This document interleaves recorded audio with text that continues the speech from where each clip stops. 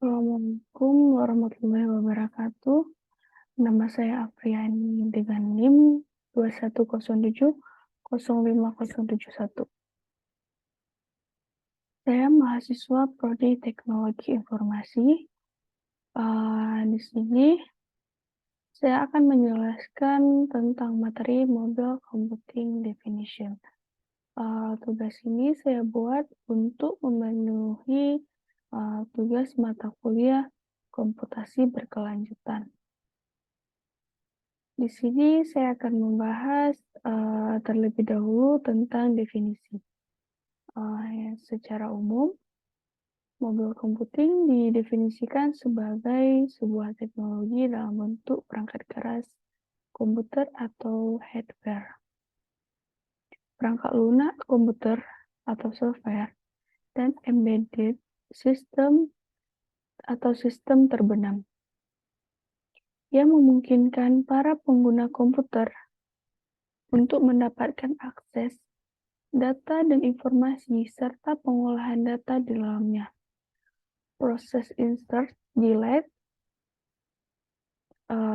update, view, kapanpun dan dimanapun berbasis internet ataupun jaringan komputer lainnya dalam bentuk wireless network atau jaringan komputer tanpa kabel. Perlu diperhatikan, mobile computing tidak sama dengan wireless computing. Selanjutnya, fungsi dari mobile computing. Berkenaan dengan fungsi utama mobile computing, terdapat fitur utama dari komputasi mobil, yaitu perangkat komputasi portable dan terhubung melalui jaringan dan menguasai spesialis mobile computing. Ini maka kita sering dapat mengembangkan aplikasi seluler yang menerapkan konsep algoritma dan pemrograman yang lintas platform di luar Android dan iOS. Selain itu, kemampuan ini akan juga membantu kita agar mengejar hasrat pribadi kita dalam mengembangkan aplikasi seluler atau untuk memperluas prospek pekerjaan secara mereka sebagai mobile apps developer, Android developer, pimpinan atau arsitek teknik seluler, konsultan solusi seluler, serta hybrid mobile app developer, selanjutnya mobile software arsitek, dan masih banyak lagi. Selanjutnya ada perkembangan mobile computing. Nah, di sini ada perkembangan, maaf, sedikit kesalahan. Di sini ada perkembangan mobile computing. Perkembangan mobile computing hingga saat ini sangatlah luar biasa. Hal ini tidak terlepas dari perkembangan mobile komputer dari waktu ke waktu. Berikut dibahas sedikit mengenai sejarah perkembangan mobil komputer, yakni pada Dynabook pada tahun 1968, Alan Kay mengembangkan sebuah komputer portable yang nantinya menawarkan sebuah media elektronik yang modern yang diperuntukkan untuk anak-anak. Graphical Control Interface dengan ikon pada komputer ini merupakan cikal bakal dari sistem operasi yang ada saat ini. Kemudian selanjutnya gear kompas 1100 pada tahun 1982. Teknologi ini dirancang dan dikembangkan oleh Grid sangat terdepan. Covernya dapat dilipat dan terintegrasi sebuah flat screen serta casing dari magnesium yang ultralight. Namun ini diteruskan dan dikembangkan oleh Bill McBride ini terlalu mahal dengan harga mencapai $10.000 US. hanya pada kalangan militer AS dan NASA saja yang dapat membelinya.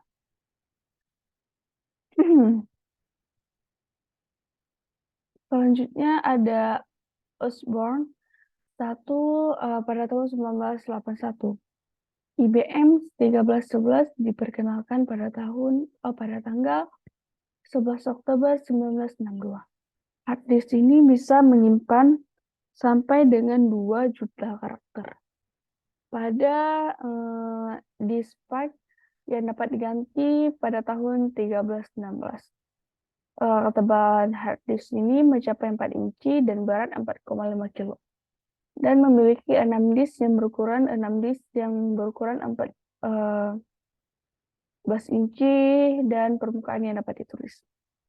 Selanjutnya, Compaq Portable pada tahun 1983. Laptop ini pertama yang kompatibel dengan IBM ditawarkan oleh Compaq.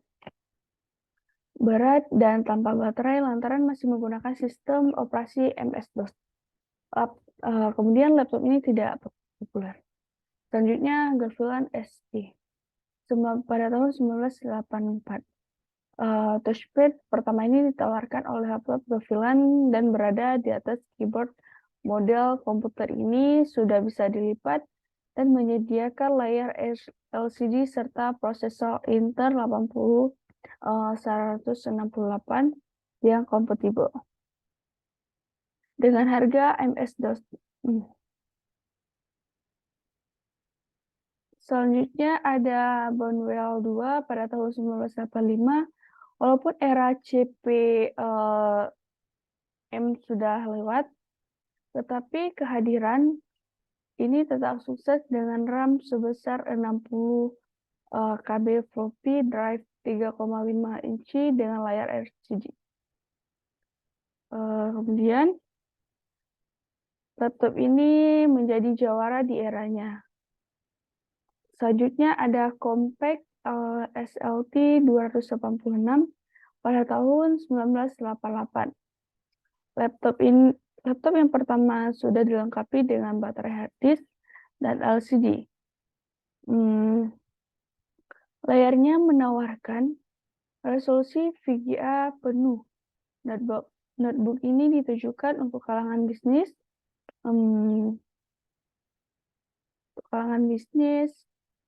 Tidak heran harganya mencapai harga mobil pada saat itu. Selanjutnya, konsep utama mobil computing. Yang pertama, ada mobile communication atau komunikasi seluler.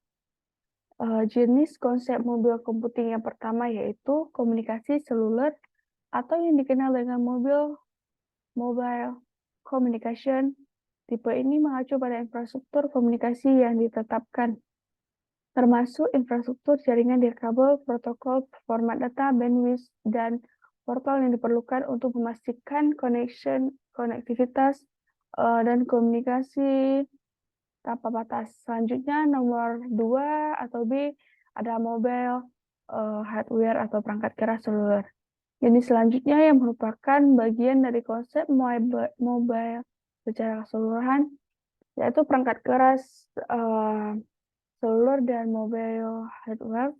Perangkat keras dalam konteks komputasi seluler dan perangkat komputasi seluler dan perangkat pendukung dengan kemampuan yang diperlukan untuk melakukan operasi yang diperlukan dan terhubung ke jaringan.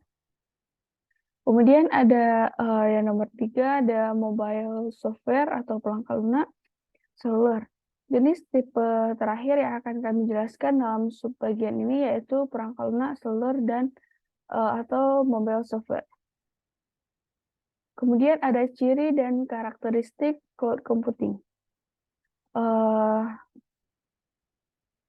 Adapun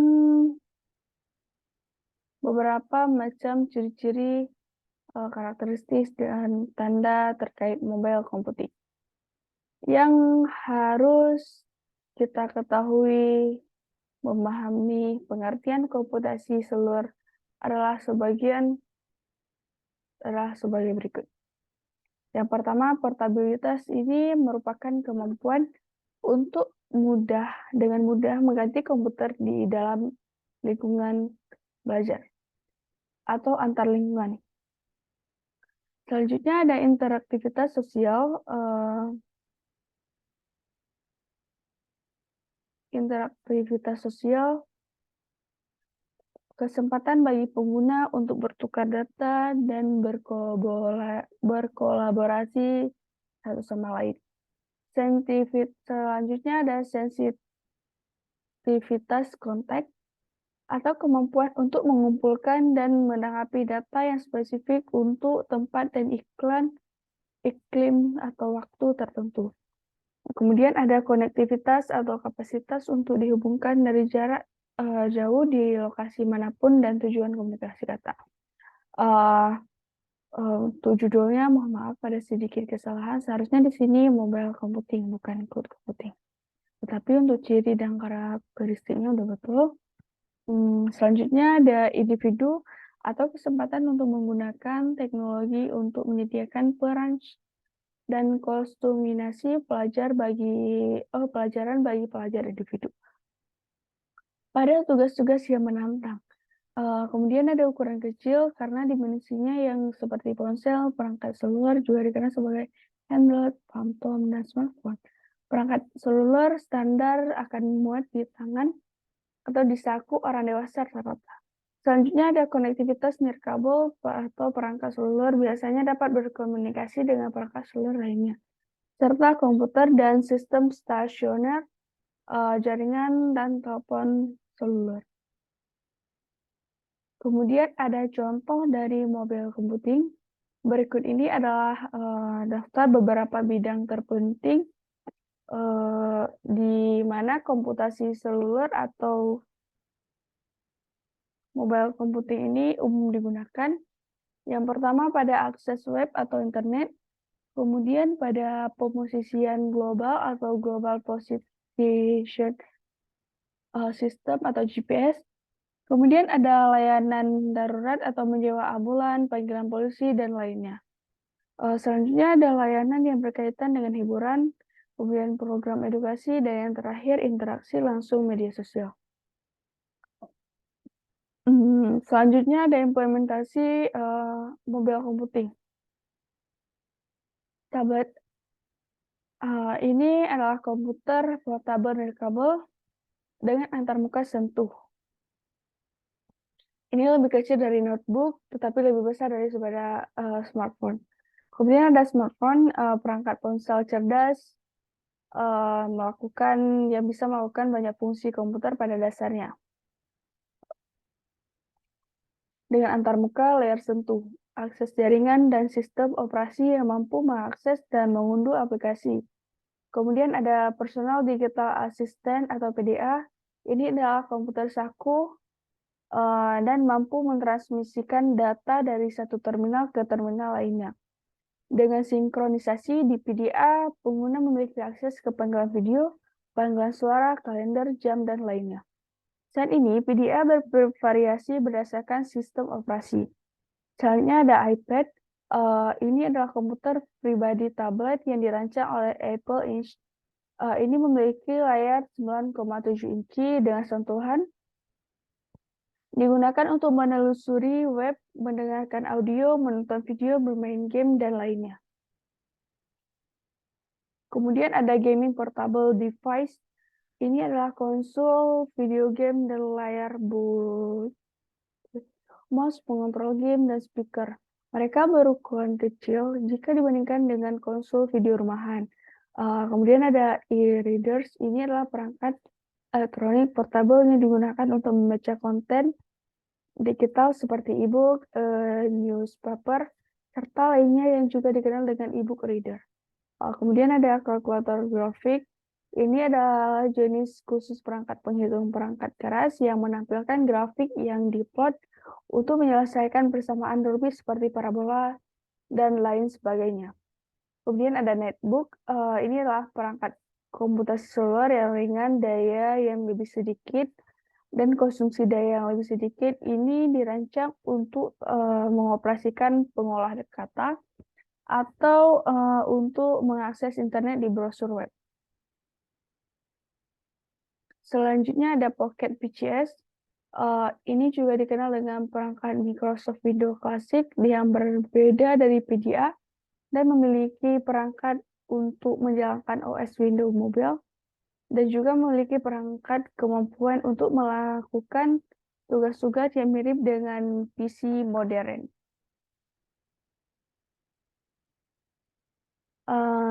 Kemudian Ultra Mobile PC ini adalah perangkat keras portable yang memiliki kapasitas untuk menjalankan OS Windows, memiliki fungsionalitas yang baik dibandingkan dengan laptop. Ini memiliki ukuran 5-7 inci dan berat 2 pound. Kemudian PlayStation S Portable atau PSP. Ini adalah konsol game racing yang dirilis oleh Sony Entertainment. Kemudian adalah Atari Lynx. Ini adalah perangkat game portable 8-bit atau 16-bit yang dikembangkan oleh Atari Lynx pada tahun 1989. Kemudian ada Gizmondo, ini adalah konsol game perangkat keras genggam yang dirancang oleh Tiger Telematic. Kemudian laptop, ini adalah komputer portable biasanya yang baterai terisi. Selanjutnya ada N-Gage. Ini adalah smartphone Symbian bersama dengan kombinasi game genggam yang diperkenalkan oleh Nokia pada tahun 2002. Selanjutnya ada Gamepark 32 adalah perangkat keras portable untuk video game yang dirilis oleh perusahaan Gamepark pada tahun 2001. Selanjutnya ada PC Engine GT atau ini adalah versi portable dari PC Engine diperkenalkan oleh Jepang pada tahun 1990. Dan kemudian AS merilis sebagai Turbo Express. Kemudian ada kelebihan dari mobile computing. Yang pertama, komunikasi yang mulus dan handal.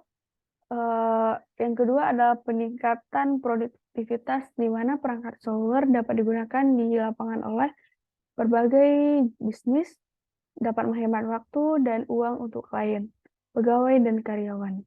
Bisa juga untuk hiburan, di mana perangkat seluler dapat digunakan untuk hiburan, penggunaan pribadi, dan bahkan presentasi kepada klien dan kolega.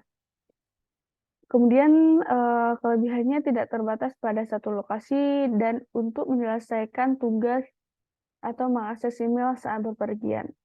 Teknologi cloud dalam perangkat seluler sudah memungkinkan untuk menyimpan data di server online dan mengakses dari komputer dimanapun dengan koneksi internet, di mana kita juga dapat mengakses server ini di beberapa perangkat seluler. Kemudian ada kekurangan mobile computing. Kekurangannya ada pada kendala dalam konsumsi baterai, kemudian bandwidth, latency yang sering tidak efisien. Kemudian di seluruh jaringan biasanya bisa kehilangan tautan, atau ada juga fluktuasi stabilitas jaringan, ukuran screen atau layar yang masih kecil. Kemudian yang terakhir ada masalah interoperabilitas. Selanjutnya ada kesimpulan dari mobile computing. Mobile computing adalah bidang komunikasi nirkabel dan komputer jinjing seperti komputer laptop. Dalam beberapa hal, bidang komputasi seluler tidak berfungsi yang diinisialisasikan dalam area komputasi yang ada di mana-mana. Demikian juga fokus awal pada jaringan nirkabel mengarahkan pada penelitian mekanisme komputasi atau komunikasi nirkabel. Terkait sejarah awalnya, istilah ini dimulai pada pertengahan 1980-an dan mengarah kepada standar di sekitar jaringan area lokat nirkabel atau Wi-Fi yang mulai terbentuk pada akhir 1990-an. Kemudian ada lanjutan dari kesimpulan dengan koneksi kecepatan tinggi yang mungkin ada di mana-mana di masa depan, aksesibilitas dan popularitas komputasi seluler akan semakin meningkat. Dengan inovasi baru seperti teknologi Wi-Fi, Anda bisa mendapatkan akses internet melalui cahaya dari segala hal. Perangkat komputasi seluler yang lebih baru mencari cara untuk mengemas kekuatan pemrosesan tinggi ke dalam paket terkecil. Selain itu, teknologi seperti Artificial Intelligence atau AI dengan Internet of Things atau IoT, dengan juga bisa mendorong komunitas seluler ke arah yang baru dan inovatif. Sekian materi yang bisa saya sampaikan, lebih dan kurang saya mohon maaf. Semoga materinya bisa bermanfaat bagi kawan-kawan. Terima kasih. Assalamualaikum warahmatullahi wabarakatuh.